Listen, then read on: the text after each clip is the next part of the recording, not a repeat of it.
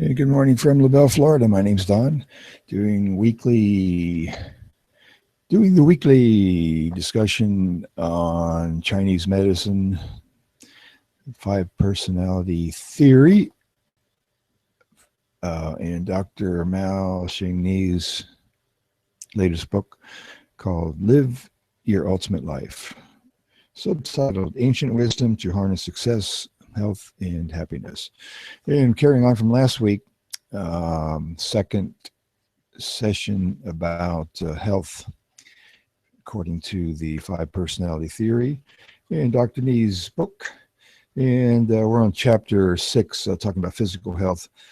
And he opens up the chapter with a quote from M. Scott Peck saying, "We know a great deal more about the causes of physical disease than we do about the causes of physical health." So in our Western society, we tend to do things after the fact. So you get sick, you go to the doctor. In Eastern practice, traditionally, you figure how things are caused or what causes diseases or the lack of health. Hello, Brooke. Hi. How are you doing this morning? I'm excellent, and you? Very good.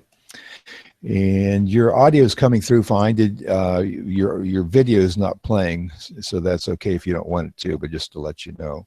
I'm trying to figure it out at the moment. Well, on the top of your screen there, it will have some little icons. One of them is a microphone, one of them is a camera, and it may be that you have somehow clicked on the camera icon, which turns it off. Like if I wanted to turn mine off, I click on the camera icon, and then it just goes into the little still picture there. And then I turn the camera back on. And this is so weird. Yeah. And I'm not sure how you're set up because you're using a phone, I think, aren't you? I am. To do yours? Yeah. So I'm not sure what the screen looks like. But my guess is, if you rub your finger across the top of the screen or something, the little icons will pop up. See? Well, no, that's the video just got changed. Well, there I am. There you are. Yeah. Okay. What did you have to do? I'm just curious. See, I realized what you were right. If I pull my finger down, a little menu pops up and I can pick. Oh, okay. Yeah, very good. All right, great. Yeah, we're continuing on our discussion from last week about physical health and especially what foods might be good to eat. Yep. And let me see, I just had a little pop up here from something. So let me click that. Okay, now we're back. Okay, so we're on chapter 6 on Dr. Mao's book, Live Your Ultimate Life. And he's talking about the different elements and what might be good to eat and not eat. And I was reading over that this morning and noticed that as he goes through the different elements, like the first one is the wood element, which is kind of your type A personality and folks who kind of are the leaders, generally speaking. And he talks about the wood elements expressed in the human body as liver energy network with your liver and gallbladder, because each of the elements affect certain parts of certain organs of your body. Yeah. And the wood element, the nervous system, and all the tendons and ligaments link the bones and muscles together. Okay. So then because of that aspect, Dr. Mao and Chinese medicine would tell you different solutions or different things.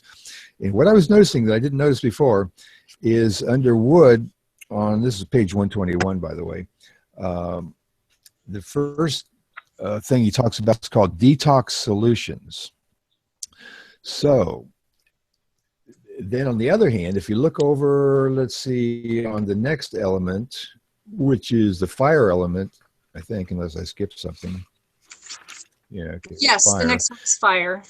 Yeah. Okay. So the fire, and that is kind of the personality, just like it sounds like, very fiery and energetic and emotional and that kind of stuff.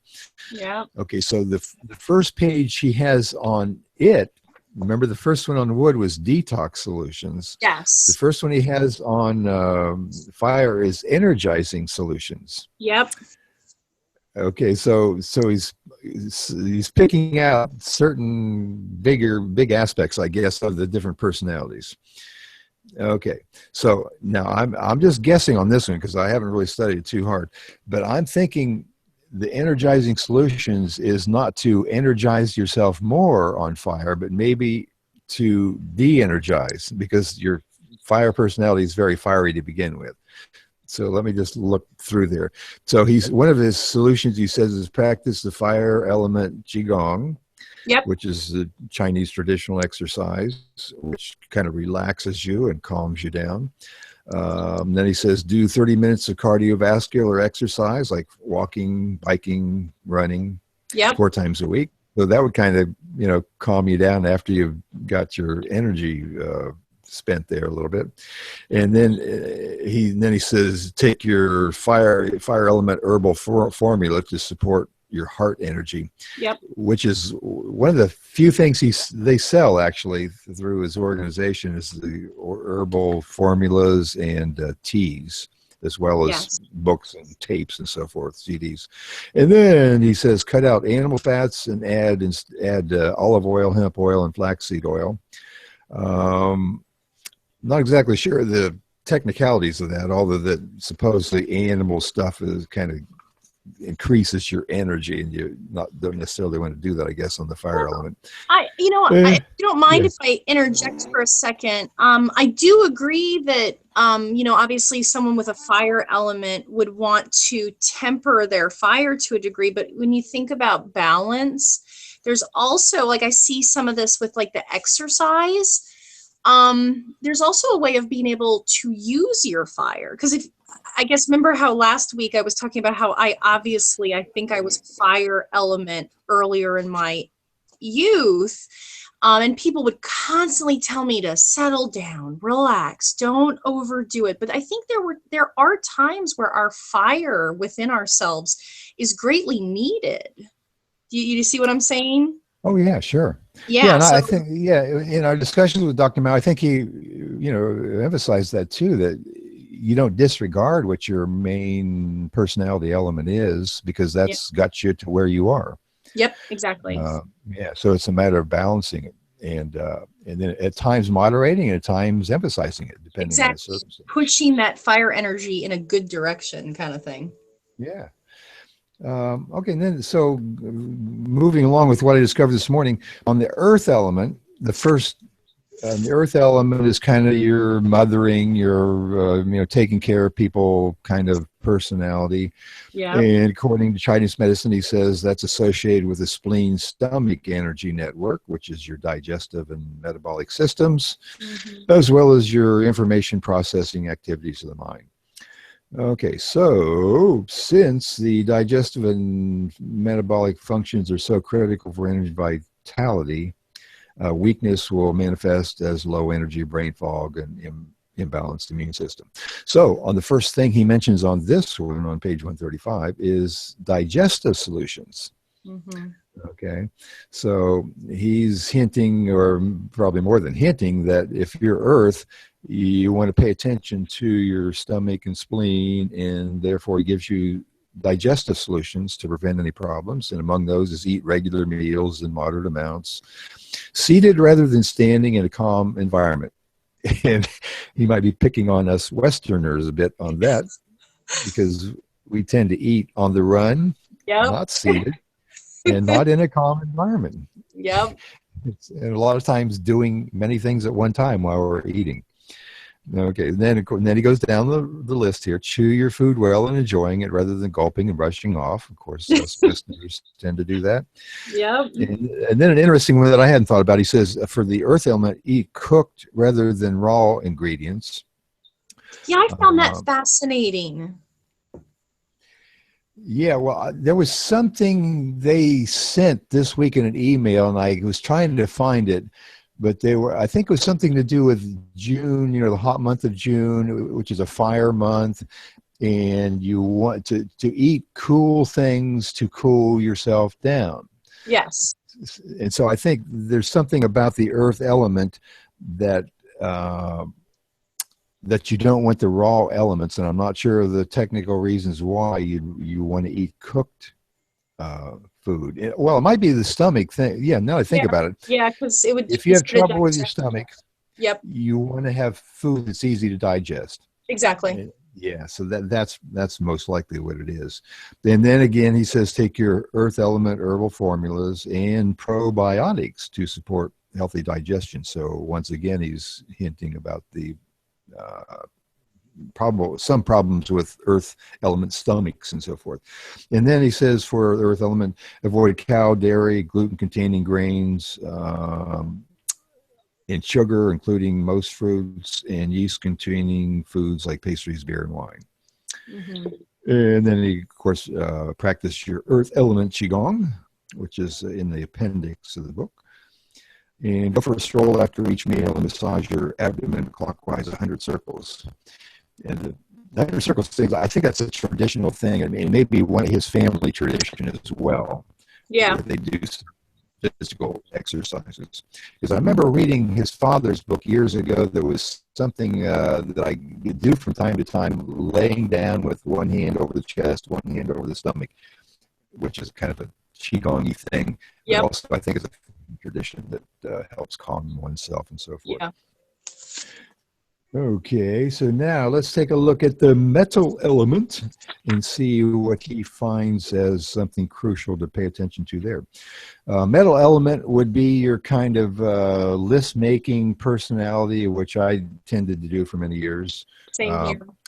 And he said, and it's associated with the lung energy network, which is the respiratory system, including sinuses, skin, and immune system. And the lungs are the body's defense against pathogens.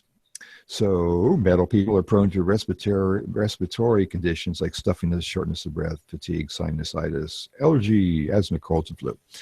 Okay, so then the very next page, he says, practice breathing exercises. Well, that makes sense. If you got respiratory programs, you want to practice some breathing fresh air deeply and slowly. Count to 10 on every inhale and exhale for 5 to 10 minutes. I think that's a mismatch. I was like, woo, I'm an opera singer. Yeah. I think he meant to count to 10 on every inhale and exhale for 5 to 10 seconds, not minutes. Unless he was saying to do this 5 or 10 minutes, I'm not exactly sure, but there's some sort of a... Or maybe it means to count to 10 on every inhale and exhale and to do that for 5 to 10 minutes. Yeah, that makes sense too. Yeah, that's probably what he's saying. Yeah, so count to 10 for inhaling and exhaling, and then do it for 5 to 10 minutes. Yeah. And then take your metal element herbal formula, because he has a formula for each of the elements. Did he send you the one for your element? Did he send me one? He did. He sent me one for water, and I've been recognizing as I've been really diving into this book that if I am not water, I am metal. So I'm like, shoot, maybe I should buy the metal ones too. Well, you know, there was a question I wanted to ask him, but I'm always hesitant to bother them, kind of. Same here. On the 5 element bottle herbs, it says take 2, I think in the morning and 2 in the evening, or at least 4 a day, but 2 at a time. Yeah. And I have not taken 4 a day. I started out with 2, and I just been doing 2. And I read somewhere recently about medicines that the dosage may be critical. Like I think, for example, they were saying aspirin. If it says take 2 aspirin, you literally want to take 2 and not 3 or 4 and not 1. No, it's true. Yeah, on some medicines, there's a certain amount that is the kind of ideal amount, and anything less or more won't kick in for the effect. So I was wondering if that's the same for his herbal concoctions, whether you literally need to take 2 in the morning and 2 in the evening, and if you only do the morning, it doesn't work. Yeah, well, and I wonder if the reason why he's telling us to do it in the morning and in the evening is because he's trying to dose us with a certain amount of herbs, you know, equally throughout the day, because these aren't exactly like rapid release or slow release tablets, if that makes sense. Yeah, that well, then very true. And I was noticing when I first started taking them, I was getting a little reflux, and I'm not sure if it was just coincidental because of something else I might have been eating. But I'm wondering if the body takes some time to get used to all those herbs because there's like 41 herbs in that little capsule. So I didn't. That was another question I was wondering: is that typical that your body might take a little time to get used to all those herbs at once? And then I have not taken my water element one at all yet. You And haven't? so, so I'm wondering, is that also a problem that you really should be taking both of these things at once? Because see, for years, I haven't taken anything. Now, probably 20 years ago, I used to take a daily, multivitamin, all the time. And then I just stopped it. And now I'm thinking, I'm just kind of a little scared or a little worried about taking all this new stuff in, capsule forms for some reason. I've been trying to get off some prescription medications, and I'm almost off of it. I'm at the point where I'm only taking half a pill like every 2 or 3 days, and I have actually not started the herbal supplements until I get off that prescription medication because I don't think it will have a counter effect, but since I want these to have like the impact that he says they will, I just really want to be off this prescription medicine before I start his herbs. So I'm almost there. Maybe next month I'll be able to start them. Yeah, well, that'd be an interesting question. I'd love to hear his response to, those kind of things. What if you're taking some prescription medicine? Should you do something different on the herbal things? Or, like my question was, should you do exactly what the label says, or can you do less? Yeah. Presumably you don't want to do more, but I'm just wondering about less. So that might be a good topic for him to talk about somehow. But anyway. Yeah, I have so many questions for him, and I know he says we can email him, but I feel like I shouldn't. I don't know. Yeah, I know. I felt the same way. Especially, I almost felt that the folks in his office there that were doing the web Facebook thing, that I had this feeling they're overworked already, and I didn't want to give them more work. Yeah. Okay. All right. Now, finishing off here, Brooke, on the thing I discovered this morning.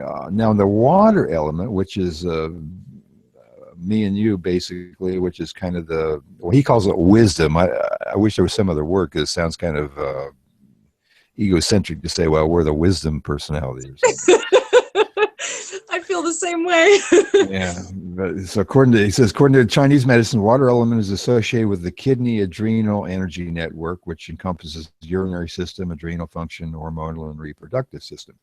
So on the first page, he comes up with what he calls balancing solutions. So it suggests drinking diluted cranberry tart cherry juice to keep your urinary tract acidic. Keep track of your water and electrolyte balance. He says when you drink a lot of water, don't forget to eat potassium-rich foods like bananas and oranges, and add a little more salt to your diet. Take the water element herbal supplement, which I have failed to do yet, and take a walk by a stream, lake, or ocean to connect with water energy. And for my whole life, I've subconsciously recognized that water energy because I love to be around water of any sort, and I find myself attracted to that over the years. So he kind of hit that on the head, and I didn't even realize it. Yeah. So anyway, it was quite interesting how the first page of each element, he kind of hits you with maybe one of the most important things to pay attention to. Now, on the other hand, on the next page, he talks about, for water element, stress is our Achilles heel. And so he gives relaxing solutions, meditation, qigong, your water element herbal supplement, and hot bath, leaning against a tree,